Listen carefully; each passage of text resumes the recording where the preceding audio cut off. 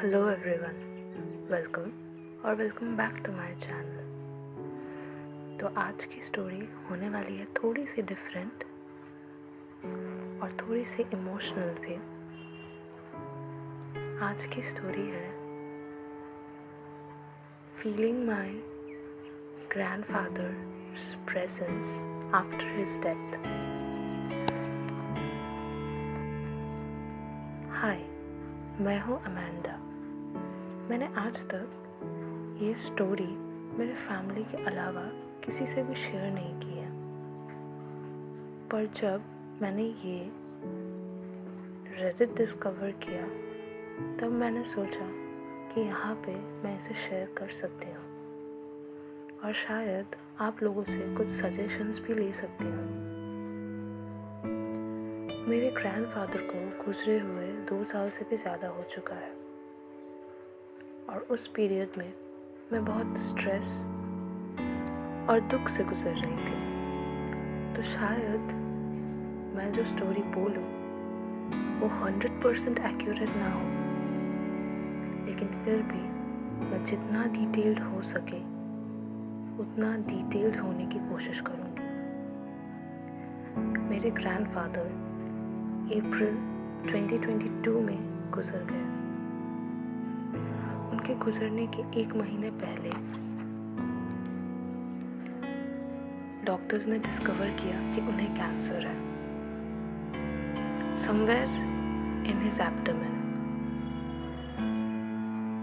मुझे ठीक से याद नहीं कि वो कहाँ पे था कैंसर, और पर्सनली मुझे जानना भी नहीं था। उनका डायग्नोसिस बहुत लेट से हुआ था, तो डॉक्टर्स ने हमें बोला था कि अभी कुछ भी नहीं कर सकते।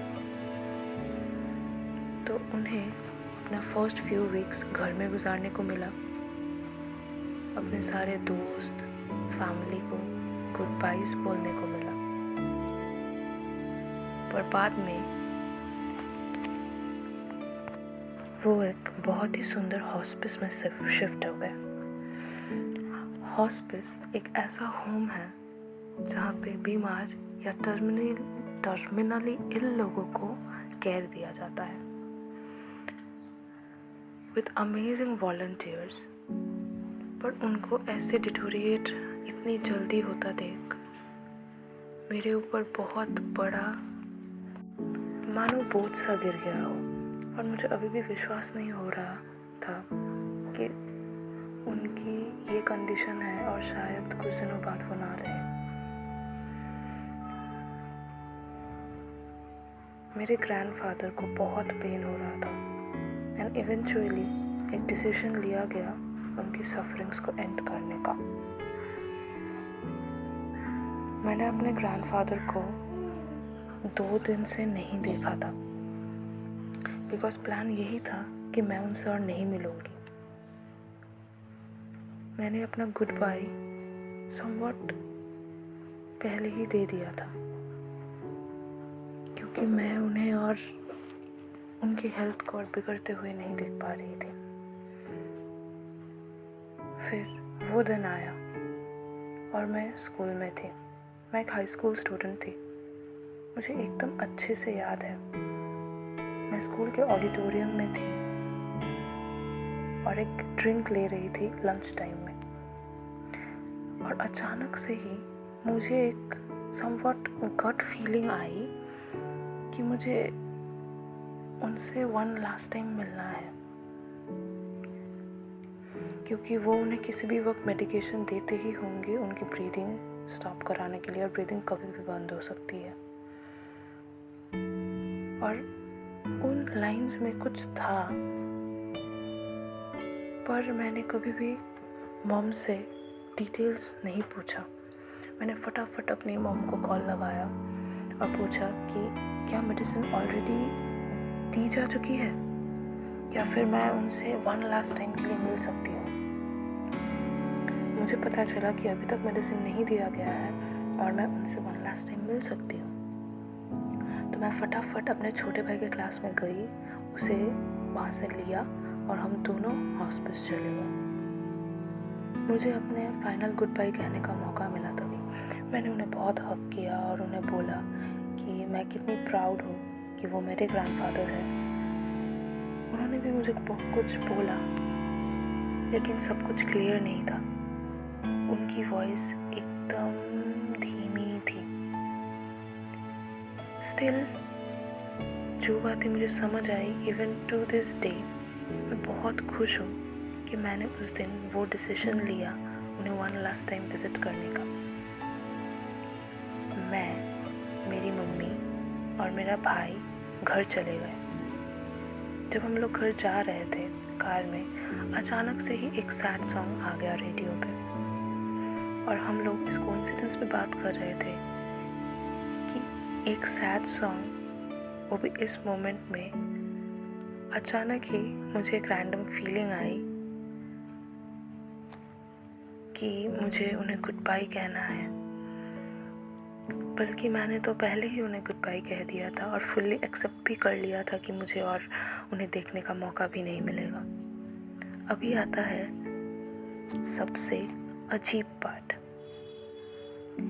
शाम को मेरी मम्मी हॉस्पिस में ही सो गई मेरी नानी के साथ, और मेरे मामू भी थे वहाँ पे, ताकि वो लास्ट मोमेंट्स में अपने हस्बैंड, अपने फादर के साथ रह सके। मैं, मेरा भाई और मेरे पापा सभी अपने पेरेंट्स के बेड पे थे, सोने की कोशिश कर रहे थे, पर कहीं ना कहीं उस कॉल का भी इंतज़ार कर रहे थे कि नाना जी अभी नहीं रहे। मुझे अभी भी याद है कि मैं बहुत कुछ सोच रही थी, ज़्यादातर मेरे ग्रैंडफादर के बारे में, कैसे मेरी ग्रैंडमदर उनके डेथ को हैंडल करेगी एंड पता नहीं और क्या क्या। मुझे बस इतना मालूम था कि मैं बहुत काम थी। सारे रोने और हक करने के बाद मैं रिलैक्स करने का कोशिश कर रही थी। तभी अचानक से मेरे दिमाग में एक ख्याल आया और मैं बहुत तेज़ रोने लग गई। मैंने अपने भाई की तरफ देखा, पापा की तरफ देखा और उन्हें बोला, ग्रैंडफादर अब नहीं रहे। मुझे पता नहीं ये कैसे हुआ और कहाँ से ये थॉट मेरे दिमाग में आया, पता नहीं कहाँ से, बट मुझे पता था, एज इफ वो खुद आए मुझे बोलने कि मैं अभी नहीं रहा। और 5 सेकंड भी नहीं होंगे मेरे ये बोलने के बाद कि वो जा चुके हैं। फ़ोन बजा और मेरी मम्मी रोते हुए हमसे बोली कि नाना जी अब नहीं रहे। मुझे इतना पैनिक हुआ और मैं और तेज़ रोने लग गई और जस्ट फ्रीक आउट हो गई ये फुल सिचुएशन को जस्ट सोच के, हर कोइंसिडेंस का सोच के कि सब कुछ एक कोइंसिडेंस था, बट ये बस कोइंसिडेंस नहीं था, ये कोइंसिडेंस से भी कुछ ज़्यादा था, लाइक समथिंग पैरानॉर्मल। मैं पैरानॉर्मल में कभी विश्वास नहीं करती हूँ, ना ही कभी करती थी, बट उस दिन सब कुछ चेंज हो गया। मुझे इस सिचुएशन ने एक नया पर्सपेक्टिव दिया। मुझे बस ये जानना है कि क्या आप में से किसी ने कभी ऐसा एक्सपीरियंस किया है, या फिर किसी के पास कुछ थ्योरी है इस स्टोरी को एक्सप्लेन करने के लिए। So that is it for today's story. आप ज़रूर हमें बताना कि कैसा लगा, and don't forget to comment down your thoughts and theories. Do like, share and subscribe this channel. I hope you all are doing good, and till the next video, good night and take care.